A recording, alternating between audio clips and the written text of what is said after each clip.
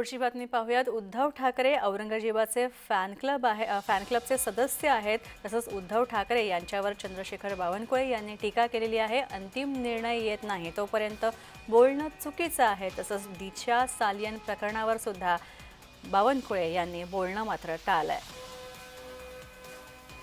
पाहतोय बावनकुळे यांनी उद्धव ठाकरे यांच्यावर टीका केलेली आहे।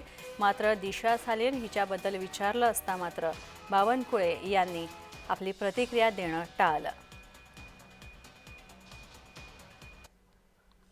बाळासाहेब ठाकरेजींनी असं म्हटलं होतं की ज्या दिवशी मला काँग्रेस सोबत जावं लागेल त्या दिवशी माझं दुकान बंद करेल शिवसेनेचं।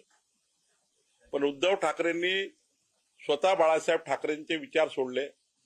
मताच्या लागून चालण्याकरता उद्धव ठाकरेजींनी सारे धर्म सोडले, हिंदुत्वाचा विचार सोडला, भगवा ध्वजाचा विचार सोडला आणि त्या ठिकाणी लांगून चालन पत्करलं। आणि म्हणून मी असं म्हटलं होतं की उद्धव ठाकरे औरंगजेब फॅन क्लबचे मेंबर झाले आहेत, एखाद्या वेळेस अध्यक्ष होतील पुढच्या काळात। आता मेंबर आहे, आता अध्यक्ष होतील। आज या विषयावर कुणी बोललेलं घाईघाईत होईल, त्यामुळं आता त्यांच्या वडिलांनी कंप्लेंट टाकलेली आहे, ते हायकोर्टात गेले होते, दिशा सालियनचे वडील।